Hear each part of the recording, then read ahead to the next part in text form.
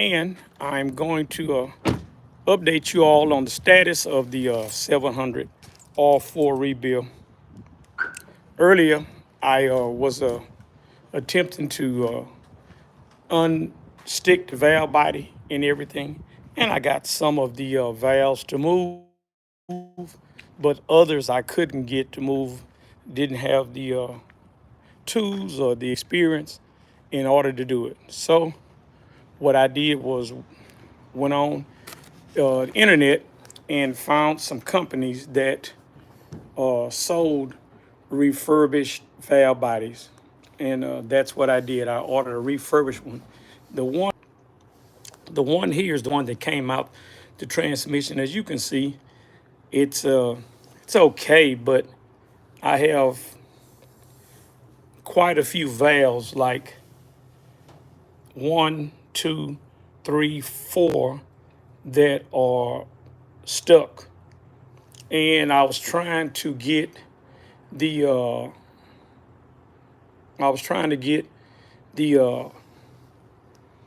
valves out of there so that I could clean them up and get them unstuck and everything and do that. Well, unfortunately, I wasn't able to do it, and I don't mind admitting when it's something that I can't do. Got the valve body all cleaned up. It was in much. If you look back over the other videos, you'll see that when I started to rebuild on transmission, that it wasn't in this good a shape, and I was able to get 5 of the 8 valves unstuck.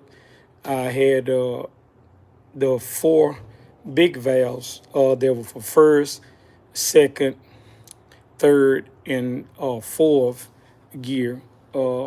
They were the ones that were kind of problematic. And we got to remember that the valve body is cast iron, and the sleeves and pistons inside of it are metal as well. But the plugs back here, those plugs are aluminum. They're aluminum. So it's nothing really that you could do, with those plugs. If you have the ones that have these little pins in it, sometime they'll come out. Sometime you're able to put something like back here, a little screwdriver, and push it and keep messing with it, and it'll eventually work its way out. Well, that didn't happen with me with 2 of them. I have one right here, as you can see.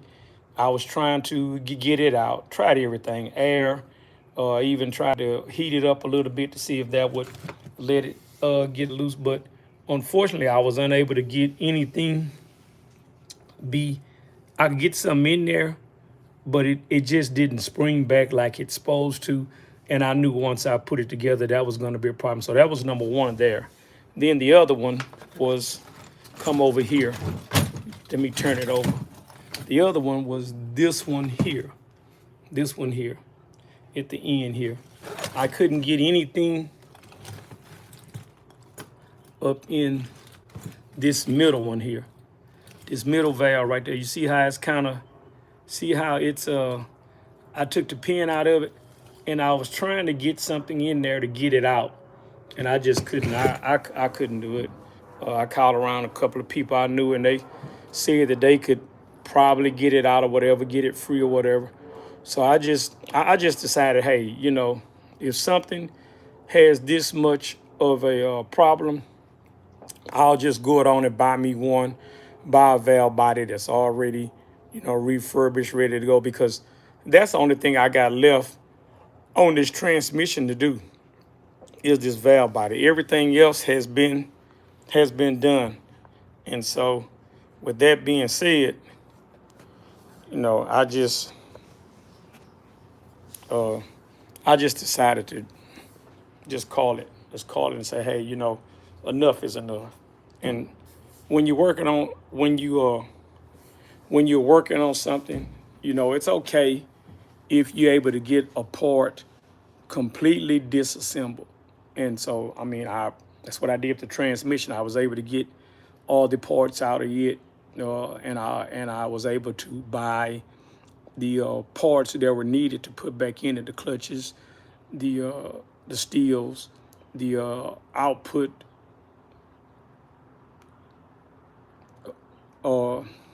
parts for it. I was able to even buy the compressor, the one for the drums, and also the compressor for the low reverse or piston. I got all that stuff done.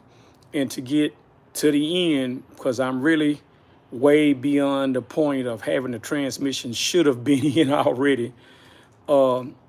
Looking forward, when I tore it apart and I seen that that valve body was kind of gonna be a little problem, I was optimistic that I'd be able to get it all took apart. And most of the valves I could, but the three that I couldn't, it was just no way that I was going to put it together, not knowing that I had not took those valves all the way out, cleaned them up, ran a bench buddy through the valve guide in the valve body, through the bore in the valve body, and got that cleaned out, and then was able to replace the spring with the kit that I bought, right there. Because remember, I bought a Transgo 700 kit for the valve body. And so with me not being able to get all the valves out and replace all of the springs in there, it was no use to stop right now and just half-ass it. Because I always say this one thing, and this is the way I do. I'm not gonna put anything back together that is gonna be 80%. I'm not never gonna do that. I'm not gonna encourage any of you to do that. If you're doing something and it gets to a point where you need to just shift gears, my recommendation, as also my practice, is that I always tear it down to the basic. I tear it down completely to the core. And then I clean the core up. Then after I clean the core up of the part, I access it. Is the core rebuildable?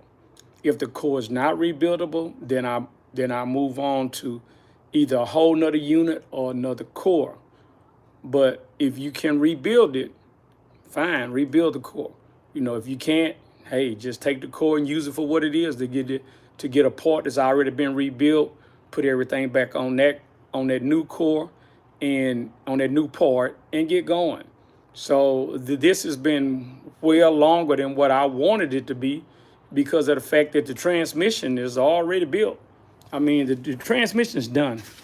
It's done. The transmission is done. It doesn't need anything. I mean, I'm through with the transmission. The only thing's holding me up is this valve body. Transmission's built. Everything's in the transmission. It's just the valve body. It's just the valve body's holding me up. And so that I tried, but I just couldn't get it. So, as like I always say, I'm gonna go ahead on and I've already bought the valve body. It should be here one day next week. By Thursday it should be here. When it gets here, I'll put the check balls in the transmission. I'll put the gaskets on the transmission. I'll put the spacer plate. I'll put the check balls in the valve body. I'll put everything on there.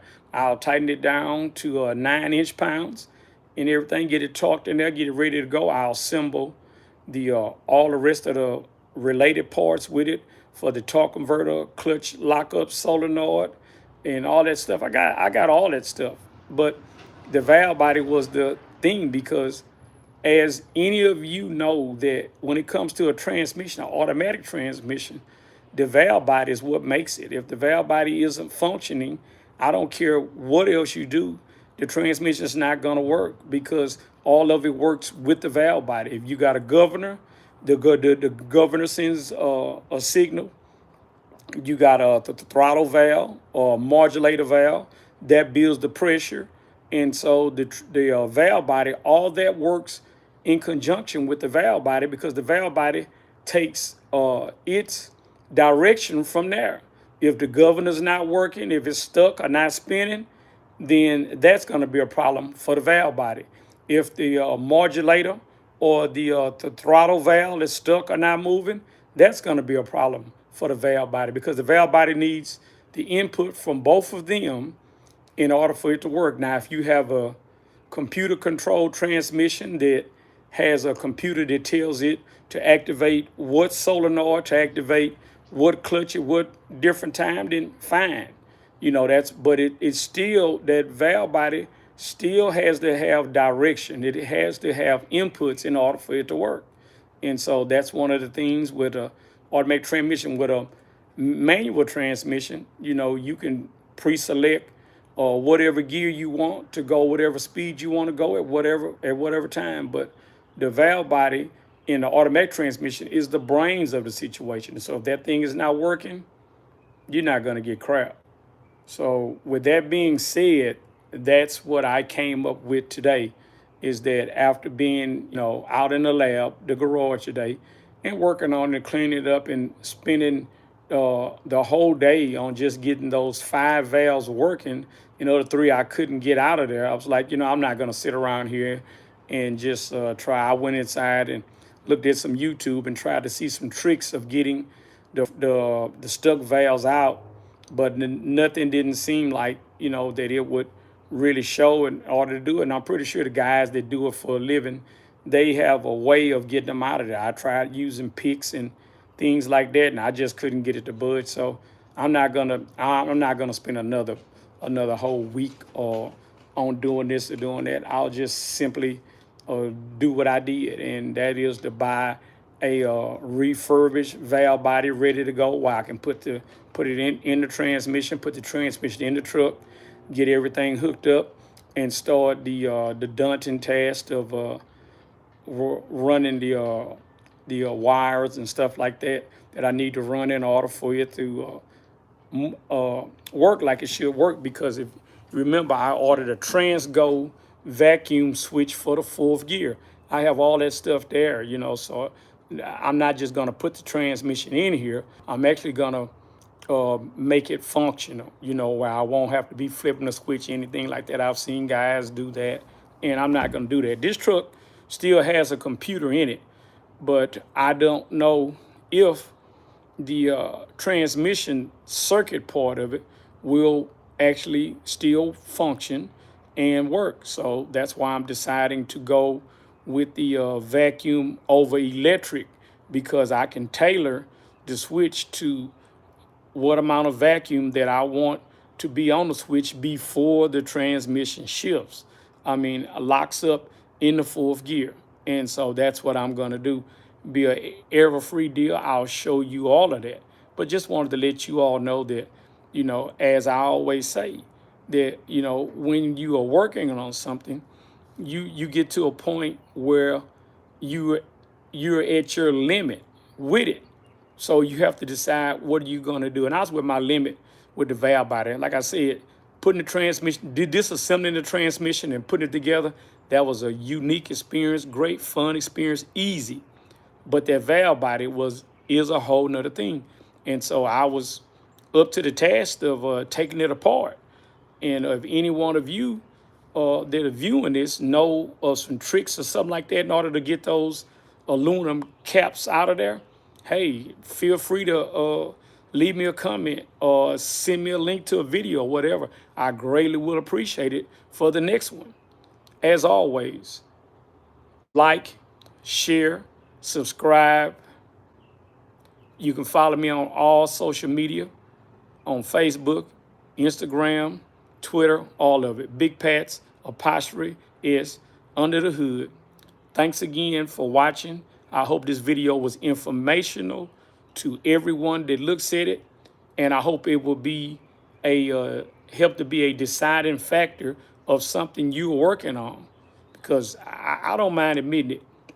When I get to the point where it has just nothing else I can do, then I will have no choice, like I'm doing now, to buy a refurbished part in order to finish the build, because there's no reason for me to keep sitting around here doing something and holding up my bill and not getting able to enjoy my vehicle and give you all great content on the next iteration of the bill and all that. So thanks again. Have a great day. Continue to watch. I guarantee you won't be disappointed. Thank you. And also, If I can do it, you can do it. If somebody else has done it, we can search it out, find it, do it the same way, maybe even better. Have a great evening.